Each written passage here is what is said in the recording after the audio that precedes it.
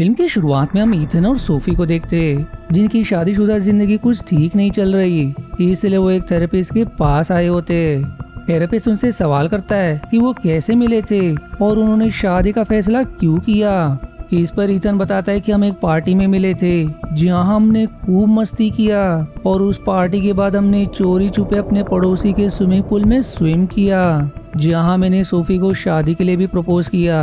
उस दिन हमारे पड़ोसी ने हम दोनों पर बहुत गुस्सा किया, पर वो लम्हा हमारी जिंदगी का सबसे अच्छा लम्हा बना। वो ये भी शेयर करते हैं कि हमने कुछ दिन पहले उसी मोमेंट को फिर से क्रिएट करने के लिए वापस से उसके स्विमिंग पूल में स्विम करना शुरू किया, पर इससे भी हमारे अंदर वो एक्साइटमेंट नहीं आया। लेकिन हम अपनी शादी को टूटने नहीं देना चाहते, जिस कारण हम दोनों आपके पास आए।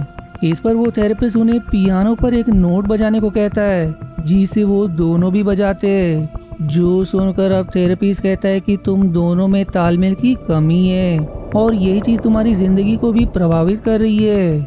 इसके बाद वो उन्हें अपनी विला के बारे में बताते हुए ये कहता है कि तुम दोनों को कुछ दिन के लिए इस विला में जाना चाहिए जहाँ तुम एक दूसरे को अच्छे से समझ पाओगे।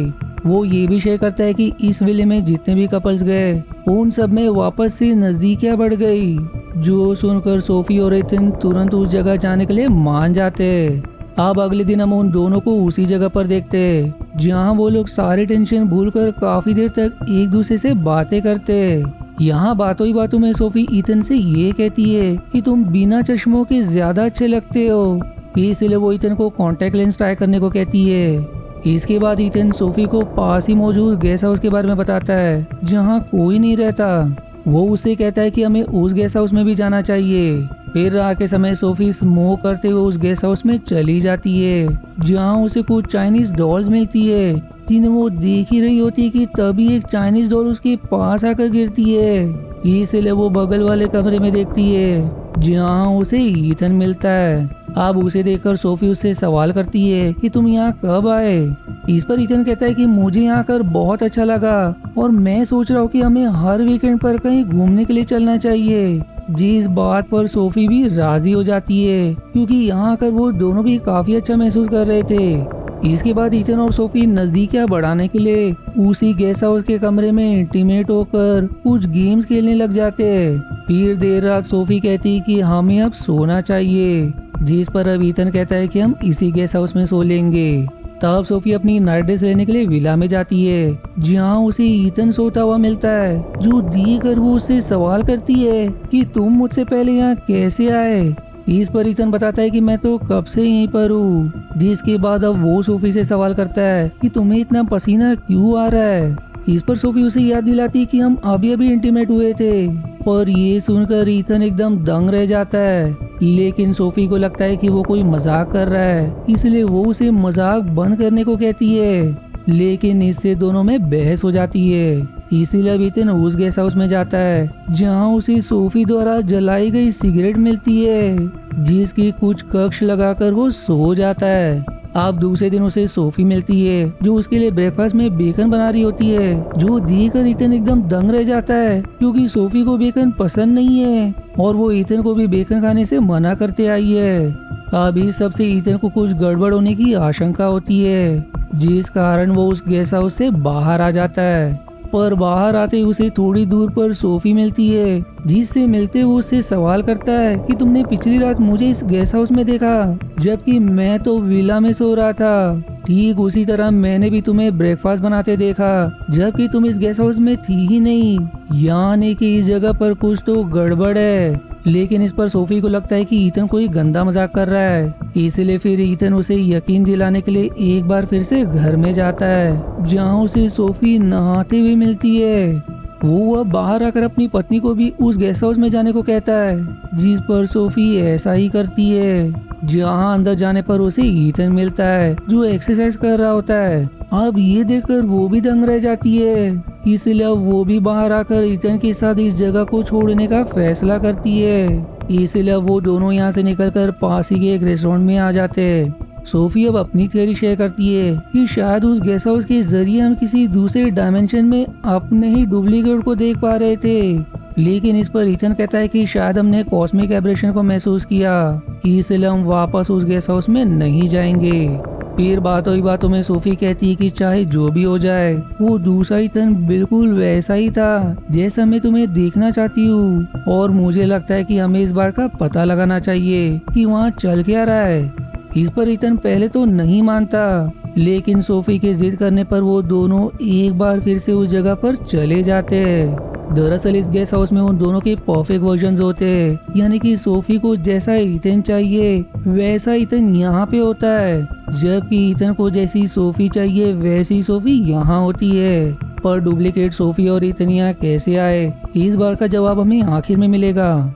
इसके बाद अब हम असली सोफी और ईथन को देखते हैं, जो मिलकर कुछ नियम बनाते हैं, जैसे कि कोई भी 15 मिनट से ज्यादा उस गेस्ट हाउस में नहीं रहेगा और ना ही कोई अपने डुप्लीकेट वर्जन से इंटीमेट होगा। साथ ही साथ वो ये भी नियम बनाते हैं कि यदि हम दोनों में से किसी को भी कुछ गड़बड़ होने की आशंका हो तो हम उसी दिन इस जगह को छोड़ देंगे।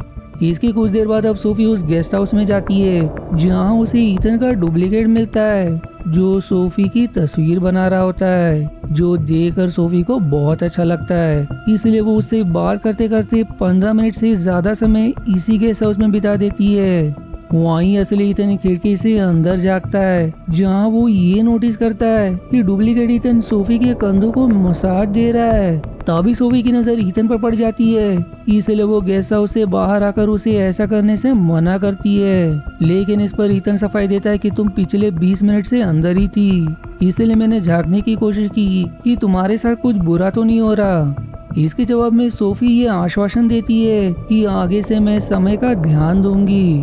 पर हम यहाँ समझ पाते हैं कि सोफी को ईथन का डुप्लीकेट बहुत पसंद आ रहा है, क्योंकि वो ज्यादा कॉन्फिडेंट, ज्यादा कूल और मजाकिया है। अब इसके बाद देखते ही देखते रात हो जाती है, जहाँ सोफी ईथन को ये बता रही थी कि उसका डुप्लीकेट चश्मा नहीं लगाता और उसके बालों का स्टाइल भी थोड़ा अलग है। जो कहने के बाद दोनों सोने चले जाते हैं। पर फिर आधी रात को ईथन सोफी से ये कहता है कि मुझे नींद नहीं आ रही, इसलिए मैं 15 मिनट के लिए गेस्ट हाउस में जा रहा हूँ, जिस पर सोफी उसे जाने देती है।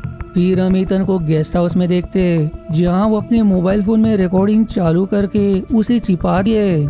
इसके बाद अब दूसरे दिन सोफी फिर से डुप्लीकेट ईथन से मिलकर उसके साथ अच्छा समय बिताती है, जबकि दूसरी तरफ हम ईथन को गेस्ट हाउस में अपना फोन ढूंढते हुए देखते हैं, पर उसे उसका फोन कहीं नहीं मिलता। तभी वहाँ डुप्लीकेट सोफी आकर ईथन को उसका फोन देते हुए ये कहती है कि तुम अपना फोन भूल गए थे, जिसके बाद वो अपना फोन लेकर गेस्ट हाउस से बाहर आ जाता है, लेकिन उसके फोन में कोई भी रिकॉर्डिंग नहीं हुई थी। आगे हम सोफी के फोन पर किसी का मैसेज आता देखते हैं, जिस पर ईथन सवाल करता है कि क्या मेरे डुप्लीकेट ने तुम्हें मैसेज किया, पर इस पर सोफी कहती है कि इसमें घबराने वाली बात नहीं है। आप दूसरे दिन ईथन सोफी से कुछ सामान लाने का बहाना करके अपनी कार लेकर निकल जाता है, पर थोड़ी दूर जाने के बाद वो अपनी कार होकर गेस्ट हाउस में पीछे के दरवाजे से दाखिल हो जाता है। यहाँ आते ही वो अपना चश्मा उतार कर रख देता है। तभी वहाँ असली सोफी आ जाती है, जो असली ईथन को डुप्लीकेट समझकर उससे बातें करने लग जाती है। और क्योंकि उसे ये लग रहा था कि असली ईथन कहीं बाहर गया है, इसलिए वो ईथन से इंटीमेट भी हो जाती है। अब आगे ईथन डुप्लीकेट सोफी के साथ होता है, जो उससे गुस्से में ये कहता है कि मेरा डुप्लीकेट जो मुझसे ज्यादा कूल और स्मार्ट है, वो मेरी पत्नी को मुझसे छीन रहा है, जबकि मैं अपनी पत्नी के डुप्लीकेट से बात कर रहा हूँ। लेकिन इस बार से डुप्लीकेट सोफी को बहुत बुरा लगता है, क्योंकि ईथन ने अपना गुस्सा उस पर भी निकाला होता है। फिर शाम के समय हम सोफी को डुप्लीकेट ईथन के साथ देखते हैं, जो अब एक दूसरे को किस कर रहे होते हैं। लेकिन तभी गेस्ट हाउस के बाहर असली ईथन सोफी को बुलाने लगता है, जिस कारण वो घर का दरवाजा खोलती है। तब ईथन अपने डुप्लीकेट को पूरे घर में ढूंढने लग जाता है, लेकिन वो उसे कहीं नहीं मिलता। इसके बाद असली सोफी और ईथन वापस से विला आते हैं, जहाँ उन्हें डुप्लीकेट सोफी और ईथन मिलते हैं। यहाँ डुप्लीकेट ईथन कहता है कि हमें आपस में बात करके अपनी समस्या को सुलझाना चाहिए, जिस बात पर राजी होते हुए सभी बात करने लग जाते हैं। फिर हम असली सोफी को डुप्लीकेट सोफी के साथ देखते हैं, जहाँ डुप्लीकेट सोफी उससे ठीक से बात नहीं करती, जो देखकर हम ये समझ पाते हैं कि उसे असली सोफी का डुप्लीकेट ईथन के पास आना अच्छा नहीं लगता। दूसरी तरफ असली ईथन किसी बात से नाराज होकर विला से बाहर चला जाता है, जहाँ से वो सीधे गेस्ट हाउस में आ जाता है। यहाँ अब उसे कंप्यूटर मिलता है जिसमें बहुत से कपल्स की तस्वीर और रिकॉर्डिंग्स मौजूद होती है। इसी में उसे अपना फोल्डर में मिलता है जिसमें मौजूद ऑडियो रिकॉर्डिंग सुनकर उसे ये समझ आता है कि डुप्लीकेट सोफी और ईथन ने उनकी नकल करने की बहुत प्रैक्टिस की है, जिस कारण वो उनकी तरह ही बात करते हैं।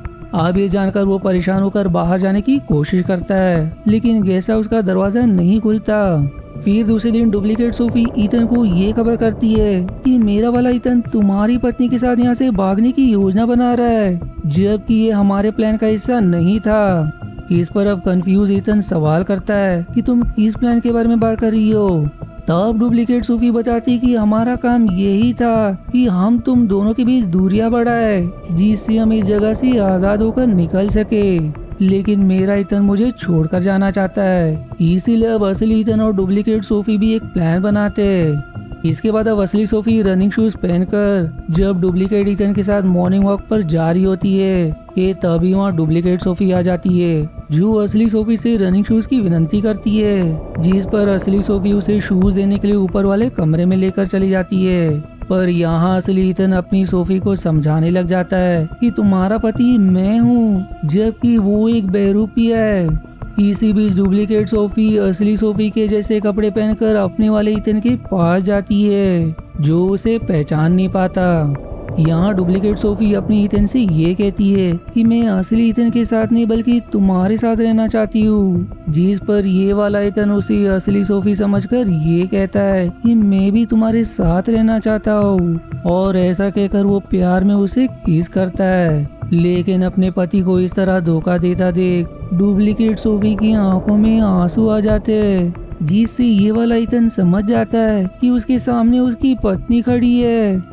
इसलिए वो भागकर ऊपर वाले कमरे में आ जाता है, जहाँ असली ईथन अपनी पत्नी को सारी बात समझा रहा होता है, और हम देख पाते कि उसकी पत्नी इन बातों से कन्विंस भी हो गई थी। तभी वहाँ डुप्लीकेट ईथन आकर असली सोफी को अपने साथ चलने को कहता है, जिस पर असली ईथन और उसमें हाथापाई हो जाती है, जिसकी बाद वो फिर से सोफी को अपने साथ चलने की बात कहता है, लेकिन वो उसके साथ नहीं जाती। अब ये सुनकर वो गुस्से में घर से बाहर निकलकर भागने लगता है, जहाँ भागते भागते वो एक अदृश्य दीवार से टकराकर बेहोश हो जाता है। तब उसके पीछे असली ईथन और दोनों सोफी आते हैं, जहाँ हम डुप्लीकेट सोफी को अब भी उदास देखते हैं। फिर ईथन सोफी को देखकर पहचानने की कोशिश करता है कि उसकी पत्नी कौन है। इस पर एक सोफी थोड़ा मुस्कुरा देती है, जबकि दूसरी सोफी अब भी उदास सा चेहरा लेकर बेहोश ईथन को देख रही होती है।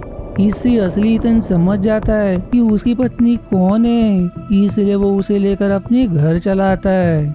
अब मूवी के लास्ट सीन में हम दोनों को खुश देखते हैं, जहाँ सोफी ईथन के लिए ब्रेकफास्ट बनाने जाती है। इस पर ईथन सवाल करता है कि वो ब्रेकफास्ट में क्या बना रही है, जिस पर सोफी जवाब देती है कि मैं बेकन बना रही हूँ, जो जानकर ईथन के तो होश ही उड़ जाते हैं। जिसी कंफ्यूजिंग एंडिंग के साथ ये मूवी यहीं समाप्त हो जाती है। अब इस मूवी को देखकर आपके मन में कई सवाल आए होंगे कि आखिर वो थेरेपिस्ट कौन था जिसने डुप्लीकेट सोफी और ईथन को असली सोफी और ईथन के साथ उस जगह पर रखा। तो इस सवाल के दो जवाब हो सकते हैं, जो मैं एक एक करके समझाता हूँ। पहला तो ये कि वो थेरेपिस्ट कोई इंसान नहीं बल्कि एक एलियन था, जो इंसानी कपल्स के ऊपर किसी तरह का एक्सपेरिमेंट कर रहा था। इसीलिए उसने एक फोर्स फील्ड बनाई, जिससे टकराकर डुप्लीकेट ईथन बेहोश हो गया। वहीं दूसरा जवाब ये हो सकता है कि वो थेरेपिस्ट कोई जादूगर था, जिसने ऐसे कई कपल्स को इस जगह पर लाया, जो हम कंप्यूटर में मौजूद तस्वीरों को देखकर समझ पाते हैं, और अपने जादू से उन कपल्स के चेहरे और आवाज बदलकर नए कपल्स के आने का इंतजार किया। जहां पिछले कपल का काम ये था कि वो नए कपल के बीच फूट डालकर उन्हें इस जगह पर फंसा दे, जिससे वो खुद आजाद हो सके। और इस बात की पुष्टि डुप्लीकेट सोफी के बातों से होती है, क्योंकि उसने कहा था कि हमारा प्लान यही है कि हम तुम्हें एक दूसरे के खिलाफ भड़काकर पूरी इस जगह से आजाद होना चाहते हैं। पर इससे अब आपके मन में दूसरा सवाल आ रहा होगा कि मूवी के आखिरी सीन में दिखाई गई सोफी असली है या नकली। तो इस बात का जवाब यही है कि वो डुप्लीकेट सोफी थी, क्योंकि असली सोफी को बेकन नहीं पसंद था, जबकि ये सोफी ब्रेकफास्ट में बेकन बनाने की बात कहती है। वहीं ये उस अदृश्य दीवार को इसलिए पार कर पाई क्योंकि उसके साथ असली ईथन था। अब आखिरी सवाल की डुप्लीकेट सोफी तो अपने वाले ईथन के साथ उस जगह से आजाद होना चाहती थी, तो वो असली ईथन के साथ वहाँ से क्यों निकल आई? तो मेरे हिसाब से कारण ये है कि डुप्लीकेट सोफी जो अपने ईथन से जान से भी ज्यादा प्यार करती थी, उसके ईथन का उसके प्रति सेम फीलिंग्स नहीं बचे थे, इसलिए दिल टूटने के गुस्से में वो असली ईथन के साथ वहाँ से निकल आई। वहीं पीछे असली सोफी और डुप्लीकेट ईथन छूट गए। अब चाहे असली सोफी और डुप्लीकेट ईथन एक साथ है, पर वो अब हमेशा के लिए वहाँ कैद रह गए जब तक कोई नया कपल वहाँ नहीं आता। अब आई होप आपके इस मूवी से रिलेटेड सारे कंफ्यूजन दूर हो गए, और अगर नहीं तो मुझसे कमेंट में जरूर बताएं ताकि मैं आपके बाकी के कंफ्यूजन दूर कर सकूं। मिलते हैं अगली मूवी के एक्सप्लेनेशन पर, तब तक के लिए धन्यवाद दोस्तों। आशा है आपको मेरी एक्सप्लेनेशन पसंद आई। यदि हाँ तो प्लीज वीडियो को लाइक करना और चैनल को सब्सक्राइब करके सपोर्ट करना ना भूलें। मिलते हैं अगले एक्सप्लेनेशन वीडियो में, तब तक के लिए धन्यवाद दोस्तों।